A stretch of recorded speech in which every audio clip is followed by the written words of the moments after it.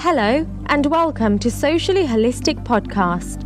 Socially Holistic helps coaches and holistic entrepreneurs and women in heart-centered businesses make sense of social media so they can build their own online network and get more clients. As a heart-centered business owner, you do amazing work. Holly's mission in life is to help you help more people. Help us help more women in business with a 5-star review of this podcast. Please leave one today over at iTunes. The more women who find out about this podcast, the more heart-centered businesses will be successful. Thank you. Hello and welcome to the Socially Holistic Podcast, episode 61. This is your host, Holly Wharton, and I'm here with today's special guest, Laura Roeder from LKR Social Media. Laura is a social media marketing expert who teaches small businesses how to become well-known and claim their brand online. Welcome, Laura. Happy to be here, Holly. Thanks. So excited to have you. Why don't we get started by having us tell us a little bit about your background and how you got started in business, because you got started as an entrepreneur at quite a young age, didn't you? Yeah, I was, 22 when I first started working for myself, and I haven't turned back ever since. I've been doing that ever since.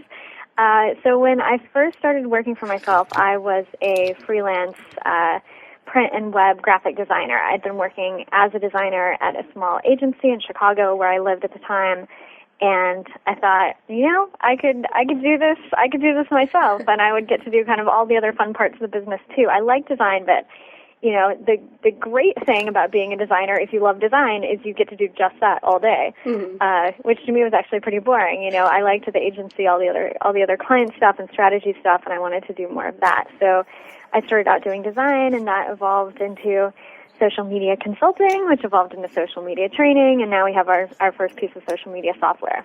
Excellent. And you are currently running a $1 million business at least, or is it multi-million? Million, just one for now.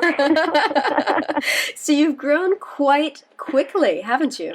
Yeah, I've been running kind of the business model that I have now for just about 5 years, so it's grown really fast from being just me to now we have a team of me and 6 people. That's excellent. Now, was there a tipping point in your business where everything went from kind of struggling to build things up to shifting into flow? Yes and no. It has been, fast but pretty steady over the years. The biggest tipping points have been certain projects that have just taken off. I think you never really know if people are going to buy something or what's going to be popular until you put it out there and see. And that's definitely been my experience too. Some things that I thought would do amazingly well, like people didn't really care about so much, and some things have really surprised me. So, I think that's important to pay attention to. It sounds sort of obvious, but a lot of people sort of keep plowing on with a project that they're really into, but maybe their customers are not so into it. You have to be agile and willing to see, okay, what's going well, what are my customers loving, and then put all your energy there. And do you do any kind of market research, or do you ask people what they want before you start putting things together, or do you just base your projects on what it is that you want to or that you think should be developed? I do a bit of both. I think one of the great things about social media is that it's so easy to really be in touch with your community and see what they're talking about, what they're blogging about. It makes it really easy to have, one-on-one conversations on Twitter or Facebook. So I'm personally very, very active on social media, and at the same time, we're definitely paving sort of our own vision. So our first social tool, Edgar, that really wasn't based on any kind of customer feedback. That was based on what we wanted at our company, coming out of our own frustration in planning out our social media. So we actually didn't do that much customer research for that one. We just figured if no one bought the tool, at least we'd have it to use at our own company. So tell us a little bit about Edgar, because I've signed up for it, but I haven't had the mental bandwidth to actually sit down and get started using it, but it looks fascinating. Yeah, Edgar's, a little different than other tools, and actually, you do have a little more setup time, and that's kind of something that's our big hurdle right now, is making that a little bit easier for people because they're not really used to it. So Edgar is a social media scheduling automation tool, and we also store a library, a categorized sort of library of all of your social media updates. And that's what's really different between Edgar and other social tools. So what Edgar does is goes through your categories and adds everything in the category to a schedule of your choosing. So you might have a category of your old blog posts, and those go out every Tuesday at 8 a.m. Then Edgar just cycles through all your blog posts. So you might have 100 blog posts that Edgar's just going through top to bottom. So it's a really good way to get exposure for your old content, your old posts. Social media is so frustrating because you have to start over every day. Every day you have to come up with new content. So with Edgar, we don't want you to waste your content. You spend time writing a great blog post or a great update. Don't just show it once, show it more than once. But you do need to load up Edgar, which can be, a lot of people aren't really used to thinking of social in that way. It's so time consuming because they're used to doing it on the fly, which isn't very time effective, but it's just kind of what people are used to. So it's like a little bit of a paradigm shift in how you look at your social media marketing. Yeah, I think a lot of people don't plan enough in advance. I mean, I've been using Hootsuite for years, so I do have kind of spreadsheets of certain content-based tweets that I'll program to go out, on a monthly basis. But I'm really, really excited about using Edgar because I feel like it's a much more organic way of recycling old content.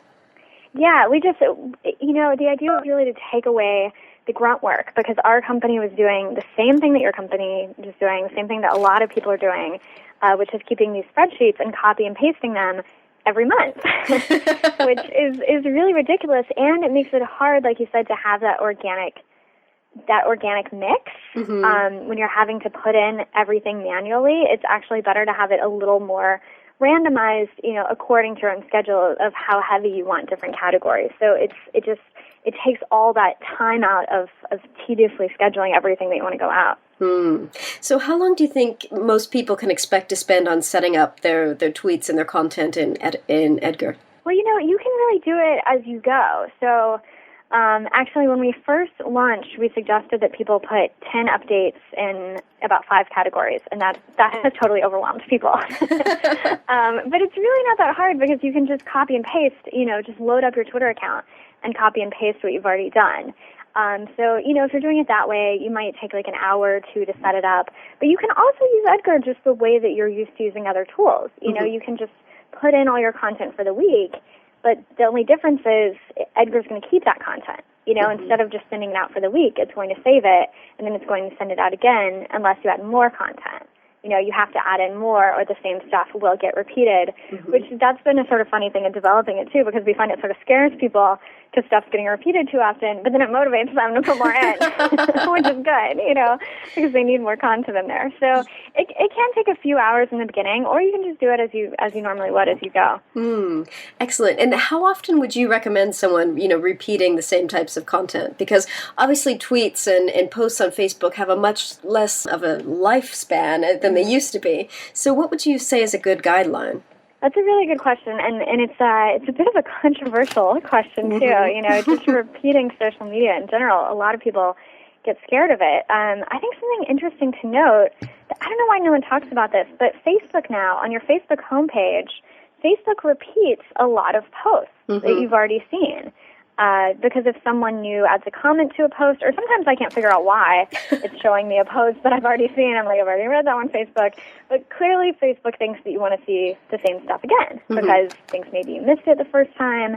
And what's interesting about that is when you see that, like you just skim right over it, And so that's so people get so worried about their customers, their audience seeing something, like seeing a tweet that they've already seen. But the truth is you just skip over that one. You're not personally offended, that you've seen it before, which is like this weird fantasy that we have. So the truth is you can probably repeat a lot more than you think you can because, the odds of people seeing something again are actually really low. We've been gathering all sorts of stats about this. I know on Twitter, on average, about 10% of your Twitter audience sees any one tweet. Obviously, Facebook just tells you on your Facebook page exactly how many people saw it, which that percentage just keeps dropping more and more and more. And the way to combat that dropping, if you don't want to pay for ads, which you shouldn't be, paying for an ad for every single status update you make, that would be crazy. You want to put it in your cycle again. So you wouldn't want to have like a week's worth of content that just repeats every week. But if you go up to, let's say, 3 months of content, and then you're cycling that content every 3 months, and of course you're adding in new updates, you're adding in live stuff. Like, it's social. It needs that live element as well. But then you just have a nice background of like bread and butter content. If you have good stuff that's repeating every 3 months, you will see very high engagement on it every time you repeat it. Excellent. And which social networks does Edgar communicate with? Edgar currently works with Twitter, LinkedIn, Facebook profiles, and Facebook pages. Okay, excellent. So the basic ones that most people are on. Yeah, the big ones. Yeah. Good. And you also have another new program that I find fascinating, which is called How to Hire Your First Project Manager. I love that. Can you tell us a little bit more about that? Because I think that's something that a lot of people could benefit from learning about.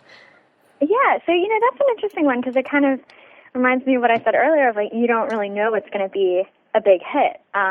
That program has been such a big hit. It's done so well, which was kind of interesting because I've always focused more on social media. I've also I love to talk about business strategy in general too, but social media is definitely what my company has become known for. And this program has absolutely nothing to do with social media.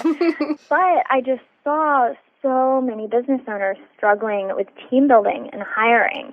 I'm always talking to entrepreneurs. I'm friends with a bunch of entrepreneurs, and I just, over and over, I saw this was the Achilles heel. That it is so hard for people to get great work out of the people they hired, to find great people to hire.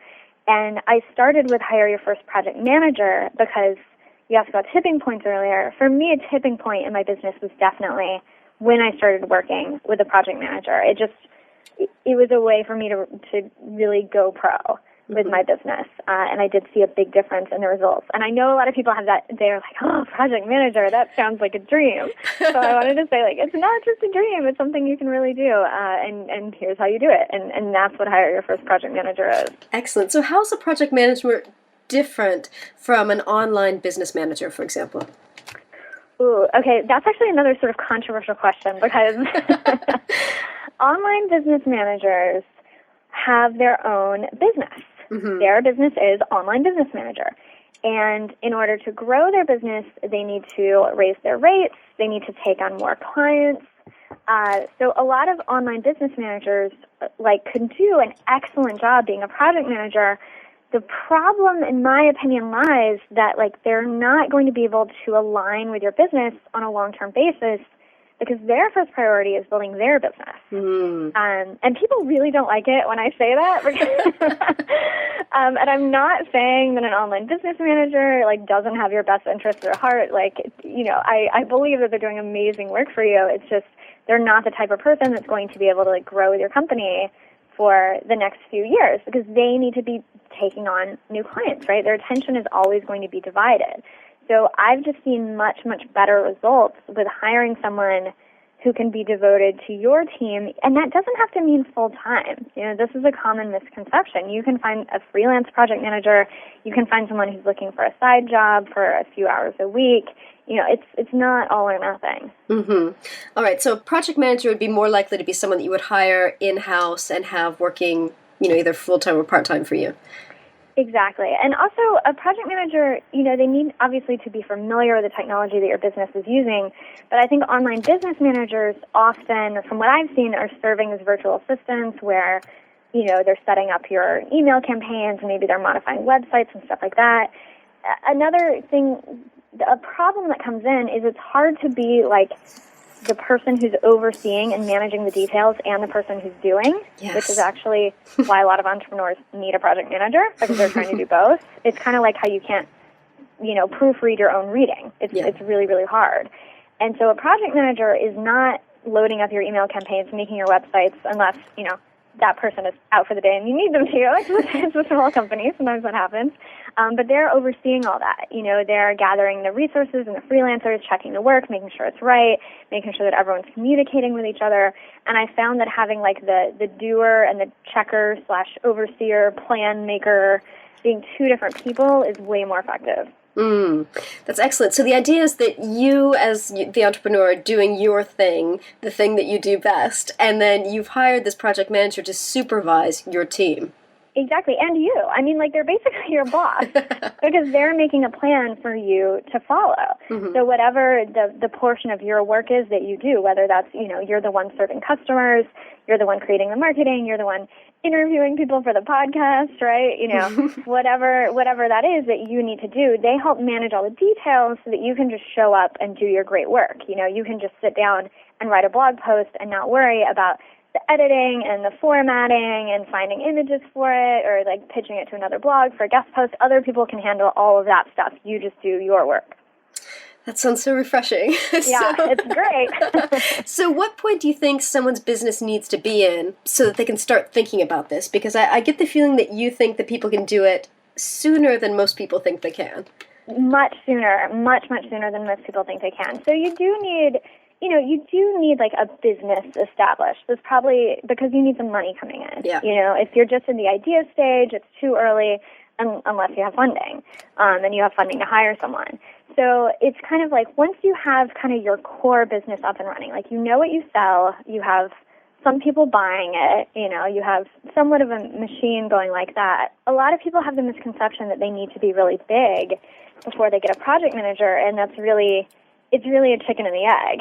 It's definitely going to be hard for you to get big without this level of organization in your business. So I would say you're ready for a project manager when you have plans that aren't happening. When you have, like, if you look back, like right now we're at the half-year mark, if you made any kind of plans for your year and you look at reality and that's not happening, which for most entrepreneurs is because we get sidetracked or snowed under with something else. We say we're going to create this project, but then we're too busy with our other stuff. Like basically you have more ideas and more plans than you have time. Like you just sort of feel busy and snowed under and behind all the time. You need some outside help. That's a great time to hire a project manager.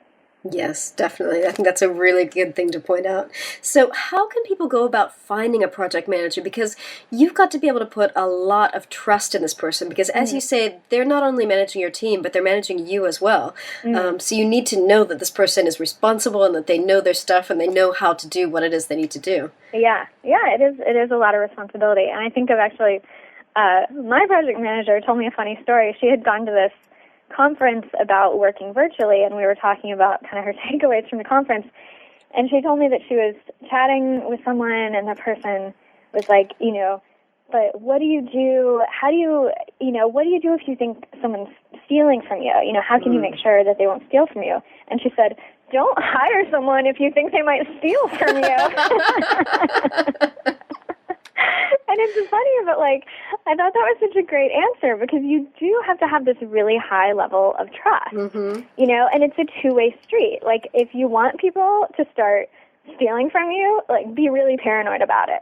That's it's the best way to ensure that it will happen. And, not to, obviously this stuff just happens sometimes, we all make mistakes, crazy stuff comes out of left field. It's part of running a business. But empowering people is so, so important, especially a role like your project manager. So you do need to be in a mental space where you're ready to let go and you're ready to really let them do their job, which is also how you attract really great people. The best way to get a really great employee is to be a really amazing boss because amazing people want to work for an amazing boss. They're not going to settle for something less. And, I love Dan Pink's book, Drive, talks about the things that motivate people, and it's not money. Autonomy is really, really important, having a purpose in their work. So you need to get in the place where you're actually ready to grant these things to another human being, and you have to feel great about who you hire. You want to be really excited about working with them. And I think another thing that's really important to point out is that a lot of solopreneurs don't have prior experience in management and managing people. So if you've got this project manager on your team, you don't have to worry about the fact that you don't, have management experience because they're the ones who are managing your team for you. It's such a good point. And that's also, that's a block for hiring too. And I certainly had that problem. I mean, I started my business so young.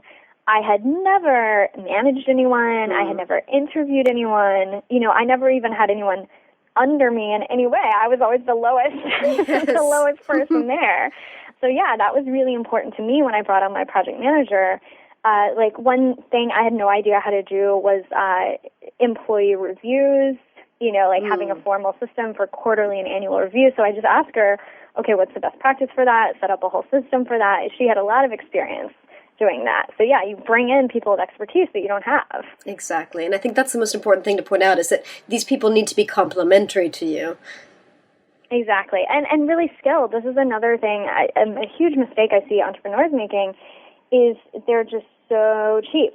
They're so cheap with any kind of help that they hire. And it's ironic, right? Because we complain when our customers do that to us. We're selling something and I can't believe that they said it wasn't worth $100. This is going to make them, $100,000 in their business, and they're so cheap, and why would they pay for it? But then so many people tell me that, I want to hire help, but, I guess I'm going to have to go overseas because they need to be $4 an hour. And I'm like, up your game. Yes, exactly. Like, you're going to have to probably spend more than $4 an hour to find someone good. But that's where you bring in less hours. It's so much better to have a great person for a few hours than it is to have a person who's not qualified for 40 hours messing stuff up. That's a good point. Now, can you probably hire a project manager maybe on a part-time basis and then work up to giving them more and more hours as your business grows? Definitely, and that's actually exactly what I did. The first project manager that I hired, actually it's kind of funny. So I had this dream of having a project manager, but the mental space I was at the time, I just could not see it for myself. And it was totally a mental block. I thought my business isn't big enough. I'm not there yet.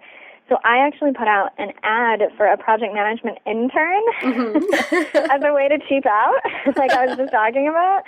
So I'm like, maybe I'll find a college student who's really good at managing projects. I don't know. And, they could start to help me. So I put out the ad for the project management intern, and I got this response from a woman who was like, I'm definitely not a college student, a few years past that. I don't know if you'd call me an intern, but I'd love to work with you. I have a baby, and I'm looking for some side work, and I'm great at managing projects.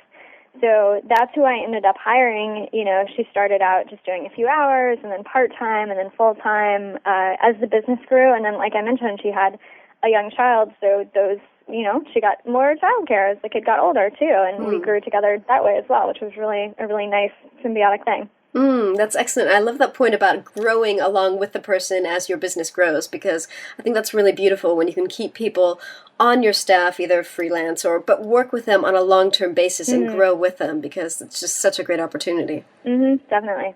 So you've got this team of 6 people and your project manager, and from what I've been able to see online, this allows you to travel quite a bit. You say that you travel at least 2 months a year.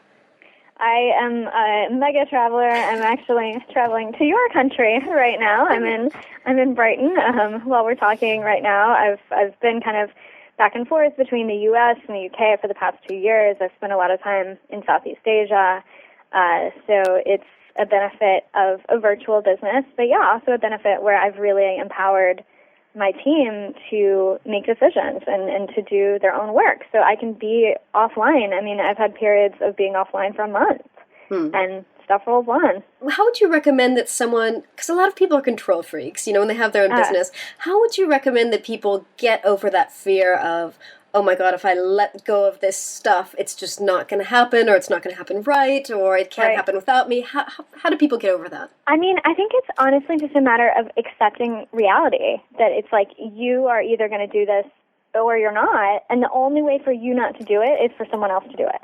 Right? Like, stuff needs to get done. And actually, I do think that's a big fantasy that people have, and that people are sold a lot, is I remember I saw something online, and she was like, I have a 7-figure business, and I don't even have a single team member. And I thought, like, what a nightmare. Yeah. If that's true, like, if you are really running a 7-figure business without a single person on your team, you don't sleep. You must just be about to drop dead, because everything in a business still needs to get done. And I think people have this fantasy of passive income, or you don't have to do anything and you'll still bring in all this money. Like stuff needs to be done in any business, you know?